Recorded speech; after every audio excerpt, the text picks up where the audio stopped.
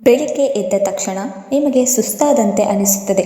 ದೇಹದಲ್ಲಿ ಜೀವವೇ ಇಲ್ಲದಂತೆ ಅನಿಸುತ್ತದೆ. ನಾಷ್ಟ ಮಾಡಿದ ಮೇಲೂ ತುಂಬ ಸುಸ್ತಾದಂತೆ ಅನಿಸುತ್ತದೆ. ನಿದ್ದೆ ಬರಲು ಶುರುವಾಗುತ್ತದೆ. ಹೊಟ್ಟೆ ಭಾರ ಎನಿಸುತ್ತದೆ. ಇದರಿಂದಾಗಿ ನಮ್ಮ ದೇಹವೂ ಕೂಡ ಚೈತನ್ಯದಿಂದ ಇರುವುದಿಲ್ಲ. ಹೀಗೆ ನಿಮಗೂ ಕೂಡ ಆಗುತ್ತಿದ್ದರೆ ಚಿಂತಿಸಬೇಡಿ, ನೀವು ಒಂಟಿಯಲ್ಲ. 60 ವರ್ಷಗಳ ನಂತರ ಸಾಕಷ್ಟು ಜನರಿಗೆ ಈ ಸಮಸ್ಯೆಗಳು ಬರುತ್ತಲೇ ಇರುತ್ತದೆ. ಇದೆಲ್ಲದಕ್ಕೂ ಕಾರಣ ನಾವು ಬೆಳಗ್ಗೆ ತಿನ್ನುತ್ತಿರುವ ತಿಂಡಿ. ಆದರೆ ನಿಜವಾದ ವಿಷಯವೇನೆಂದರೆ, ವಯಸ್ಸಾಗುತ್ತಾ ಹೋದಂತೆ ನಮ್ಮ ದೇಹದ ಅವಶ್ಯಕತೆಗಳು ಕೂಡ ಬದಲಾಗುತ್ತಾ ಹೋಗುತ್ತದೆ. 30 ವರ್ಷದವರಿದ್ದಾಗ ತೆಗೆದುಕೊಳ್ಳುತ್ತಿದ್ದ ಆಹಾರ 60 ವರ್ಷಗಳ ನಂತರ ಆ ಆಹಾರದಿಂದ ವಯಸ್ಸಾದವರ ದೇಹಕ್ಕೆ ಸರಿಹೊಂದುವುದಿಲ್ಲ. ನಾವು ಮಾಡುತ್ತಿರುವ ತಪ್ಪೇನೆಂದರೆ, ನಾವು ಪ್ರತಿದಿನ ಬೆಳಗ್ಗೆ ವಯಸ್ಸಾದರೂ ಕೂಡ ಅದೇ ತಿಂಡಿಯನ್ನು ಪದೇ ಪದೇ ತಿನ್ನುತ್ತೇವೆ. ಉದಾಹರಣೆಗೆ ಬ್ರೆಡ್ ಬಟರ್, ಮೈದಾ, ಪರಾಟ, ಸ್ವೀಟ್ ಅಥವಾ ಚಹಾದ ಜೊತೆ ಬಿಸ್ಕೆಟ್ ಇಂತಹ ಆಹಾರ ಪದಾರ್ಥಗಳನ್ನು ಸೇವಿಸುವುದರಿಂದ ಶರೀರದಲ್ಲಿ ತಕ್ಷಣ ಬ್ಲಡ್ ಪ್ರೆಷರ್ ಜಾಸ್ತಿಯಾಗುತ್ತದೆ. ಇದರಿಂದಾಗಿ ನಮಗೆ ಸುಸ್ತು, ಹೊಟ್ಟೆ ಭಾರವಾದಂತೆ ಅನಿಸುತ್ತದೆ. ಒಂದೊಂದು ಸಾರಿ ತಲೆ ಸುತ್ತುತ್ತದೆ. ನೀವು ಯೋಚನೆ ಮಾಡಿ, ಬೆಳಗ್ಗೆ ಎದ್ದ ತಕ್ಷಣ ನಮ್ಮ ಜೀವನ ಪ್ರಾರಂಭವಾಗುತ್ತದೆ.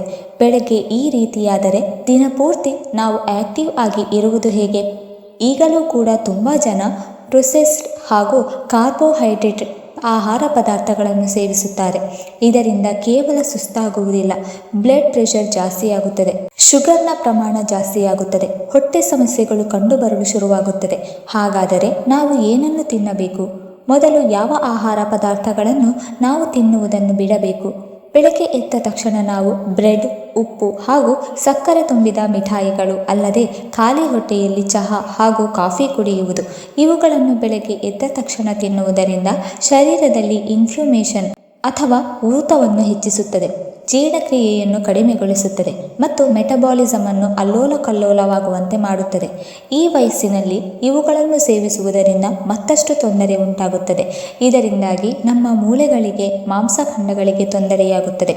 ಆಗ ಈ ಆಹಾರ ಪದಾರ್ಥಗಳನ್ನು, ಬೆಳಗಿನ ನಾಷ್ಟವನ್ನು ನಾವು ಸ್ಕಿಪ್ ಮಾಡುವುದರಿಂದ ಈ ಎಲ್ಲ ತೊಂದರೆಗಳಿಂದ ನಮಗೆ ಮುಕ್ತಿ ಸಿಗುತ್ತದೆ. ಹಾಗೆಂದು ನಾಷ್ಟ ಮಾಡುವುದನ್ನೇ ಬಿಡುವುದಲ್ಲ. ವಯಸ್ಸಾದ ಮೇಲೆ ಈ ರೀತಿ ಆಹಾರ ತಿನ್ನುವುದನ್ನು ಬಿಟ್ಟರೆ ತುಂಬ ತೊಂದರೆಯಾಗುತ್ತದೆ.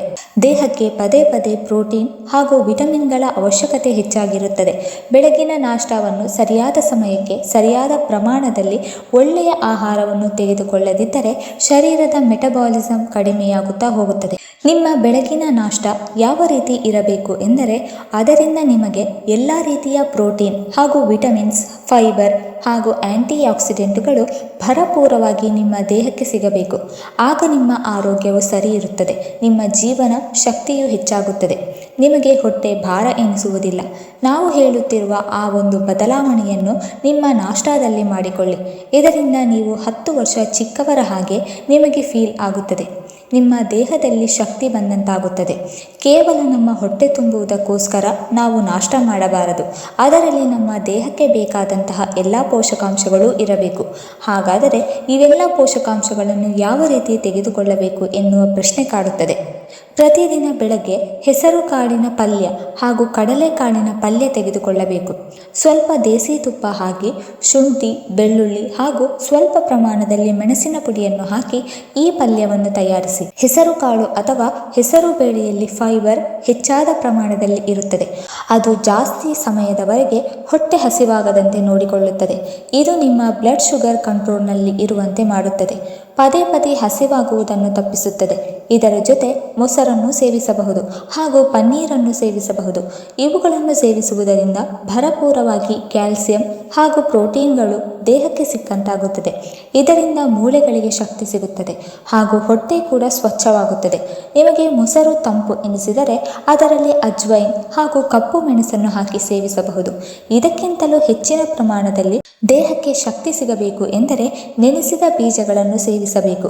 ಬಾದಾಮಿ, ಆಕ್ರೋಟ್, ಒಣದ್ರಾಕ್ಷಿ ಹಾಗೂ ಕಡಲೆ ಬೀಜ, ರಾತ್ರಿಯಲ್ಲಿ ಈ ಬೀಜಗಳನ್ನು ನೆನೆಸಿ ಬೆಳಗ್ಗೆ ನಾಷ್ಟಾಕ್ಕಿಂತ ಮುಂಚೆ ಸೇವಿಸುವುದರಿಂದ ದೇಹಕ್ಕೆ ಬೇಕಾದ ಪ್ರೋಟೀನ್, ಫೈಬರ್, ವಿಟಮಿನ್, ಮಿನರಲ್ಸ್ ಎಲ್ಲವೂ ಸಿಗುತ್ತದೆ. ನಿಮಗೆ ಇನ್ನೂ ತುಂಬ ಈಸಿಯಾಗಿರುವ ನಾಷ್ಟ ಬೇಕಿದ್ದರೆ ಓಟ್ಸ್ನಿಂದ ತಯಾರಿಸಿದ ಆಹಾರ ಪದಾರ್ಥಗಳು. ಓಟ್ಸನ್ನು ಹಾಲಿನಲ್ಲಿ ಹಾಕಿ ಅದಕ್ಕೆ ಬಾಳೆಹಣ್ಣು ಯಾವುದಾದರೂ ಹಣ್ಣುಗಳನ್ನು ಸೇರಿಸಿ ಇದನ್ನು ಪ್ರತಿದಿನ ಬೆಳಗ್ಗೆ ಸೇವಿಸುತ್ತಾ ಬಂದರೆ ಓಟ್ಸ್ನಲ್ಲಿ ಫೈಬರ್ ಹಾಗೂ ಬೀಟಾ ಗ್ಲೂಕನ್ ಇರುತ್ತದೆ. ಇದು ಕೊಲೆಸ್ಟ್ರಾಲ್ ಅನ್ನು ಕಡಿಮೆ ಮಾಡುತ್ತದೆ. ಇದು ನಿಧಾನವಾಗಿ ಜೀರ್ಣವಾಗುತ್ತದೆ. ಇದರಿಂದ ಬಹಳಷ್ಟು ಸಮಯ ನಿಮ್ಮ ಹೊಟ್ಟೆ ತುಂಬಿದಂತ ಅನಿಸುತ್ತದೆ. ಇನ್ನೊಂದು ಮುಖ್ಯವಾದ ವಿಷಯ ಏನೆಂದರೆ ಭಾರತೀಯರು ಚಹಾ ಕುಡಿಯದೆ ಅವರ ದಿನವನ್ನು ಪ್ರಾರಂಭಿಸುವುದಿಲ್ಲ. ನಾವು ಅದನ್ನೇ ಹೇಳುತ್ತಿರುವುದು, ಚಹಾ ಕುಡಿಯಿರಿ. ಅದನ್ನು ಯಾವಾಗ, ಯಾವ ಸಮಯದಲ್ಲಿ, ಯಾವ ಪ್ರಮಾಣದಲ್ಲಿ ಕುಡಿಯುತ್ತೀರಿ ಎನ್ನುವುದೇ ಮುಖ್ಯ. ಬೆಳಗ್ಗೆ ಎದ್ದ ತಕ್ಷಣ ನೀವು ಟೀ ಕುಡಿಯುವುದರಿಂದ ನಿಮ್ಮ ಪಚನ ಶಕ್ತಿಯನ್ನು ಕಡಿಮೆ ಮಾಡುತ್ತದೆ. ಆದ್ದರಿಂದ ನೀವು ನಾಷ್ಟ ಮಾಡಿದ ಮೇಲೆ ಟೀ ಕುಡಿಯಿರಿ. ಟೀಯಲ್ಲಿ ಸಕ್ಕರೆಯ ಬದಲು ಬೆಲ್ಲ ಅಥವಾ ಜೇನುತುಪ್ಪವನ್ನು ಸೇರಿಸಿ. ಅಷ್ಟೇ ಅಲ್ಲದೆ ಪ್ರತಿದಿನ 1-2 ಕಪ್ ಟೀ ಮಾತ್ರ ಕುಡಿಯಬೇಕು. ಅತಿಯಾಗಿ ಟೀ ಸೇವಿಸುವುದರಿಂದ ನಮ್ಮ ದೇಹದಲ್ಲಿನ ಐರನ್ ಹಾಗೂ ಕ್ಯಾಲ್ಸಿಯಂ ಕಡಿಮೆಯಾಗುತ್ತಾ ಹೋಗುತ್ತದೆ. ನೀವು ಚಹಾದ ಬದಲಿಗೆ ಮತ್ತಷ್ಟು ಆರೋಗ್ಯಕರ ಪಾನೀಯಗಳನ್ನು ಕುಡಿಯಬಹುದು. ಹಾಲಿನ ಜೊತೆ ಅರಿಶಿನ ಪುಡಿಯನ್ನು ಹಾಕಿ ಕುಡಿಯಬಹುದು ಅಥವಾ ಜೀರಿಗೆ ಹಾಗೂ ಅಜ್ವೈನನ್ನು ಕುದಿಸಿ ಆ ನೀರನ್ನು ಕುಡಿಯಬಹುದು. ಇವುಗಳು ಕೇವಲ ಜೀರ್ಣಕ್ರಿಯೆಯನ್ನು ಹೆಚ್ಚಿಸುವುದಿಲ್ಲ, ಬದಲಿಗೆ ರೋಗ ನಿರೋಧಕ ಶಕ್ತಿಯನ್ನು ಕೂಡ ಹೆಚ್ಚಿಸುತ್ತದೆ. ಒಂದು ಮುಖ್ಯವಾದ ವಿಷಯ ಏನೆಂದರೆ ನೀವು ಯಾವಾಗ ಊಟ ಮಾಡಿದರೂ ನಾಷ್ಟ ಮಾಡಿದರೂ ನಿಧಾನವಾಗಿ ಆರಾಮವಾಗಿ ಸೇವಿಸಬೇಕು. ಅವಸರ ಮಾಡುವ ಅವಶ್ಯಕತೆ ಇಲ್ಲ. ಇದು ಕೂಡ ಜೀರ್ಣಕ್ರಿಯೆಯ ಒಂದು ಭಾಗ. ಕೆಲವೊಂದಿಷ್ಟು ಜನ ಟಿವಿ ನೋಡುತ್ತಾ, ಮೊಬೈಲ್ ನೋಡುತ್ತಾ ಆಹಾರವನ್ನು ಸೇವಿಸುತ್ತಾರೆ. ಇದರಿಂದಾಗಿ ಶರೀರ ಹಾಗೂ ಮೆದುಳು ಎರಡೂ ಕೂಡ ಡಿಸ್ಕನೆಕ್ಟ್ ಆಗುತ್ತದೆ. ಊಟದಿಂದ ಹೊಟ್ಟೆ ತುಂಬುವುದಿಲ್ಲ. ಅದು ಶರೀರ ಹಾಗೂ ಆತ್ಮದ ಶಕ್ತಿಯನ್ನು ಹೆಚ್ಚಿಸುತ್ತದೆ. ಆದ್ದರಿಂದ ನೀವು ಪ್ರತಿದಿನ ಮೊದಲು ನಿಮ್ಮ ನಾಷ್ಟದ ಪ್ಲೇಟನ್ನು ಗಮನಿಸಿ. ಅದರಲ್ಲಿ ಬ್ರೆಡ್, ಮೈದಾ, ಸಕ್ಕರೆ, ಮಿಠಾಯಿಗಳು ಇವುಗಳು ನಿಮ್ಮ ನಾಷ್ಟದ ಪ್ಲೇಟ್ನಲ್ಲಿ ಇರಲು ಬಿಡಬೇಡಿ. ಪ್ರತಿದಿನ ಬೆಳಗ್ಗೆ ಆಯುರ್ವೇದಿಕ ನಾಷ್ಟ ಎಂದರೆ ಎಲ್ಲ ತರಹದ ಮೊಳಕೆ ಕಾಳುಗಳನ್ನು ಒಣಗಿಸಿ ಪುಡಿ ಮಾಡಿ ಗಂಜಿ ಮಾಡಿಕೊಂಡು ಸೇವಿಸುವುದು. ಉತ್ತರ ಪ್ರದೇಶ ಹಾಗೂ ರಾಜಸ್ಥಾನದ ಕಡೆ ಇದು ಬಡವರ ಪ್ರೋಟೀನ್ ಹಾಗೂ ವಿಟಮಿನ್ಗಳ ಭರಪೂರ ಆಹಾರ ಪದಾರ್ಥ ಎಂದು ಕರೆಯುತ್ತಾರೆ. ನಿಜ ಹೇಳಬೇಕೆಂದರೆ ಈ ಗಂಜಿ ಎಲ್ಲ ವಯಸ್ಸಿನವರೆಗೂ ಅಮೃತವಿದ್ದಂತೆ. ಈ ಗಂಜಿ ಶರೀರಕ್ಕೆ ಕೇವಲ ಶಕ್ತಿಯನ್ನು ನೀಡುವುದಿಲ್ಲ, ಶರೀರವನ್ನು ತಂಪಾಗಿಸುವಂತೆ ನೋಡಿಕೊಳ್ಳುತ್ತದೆ.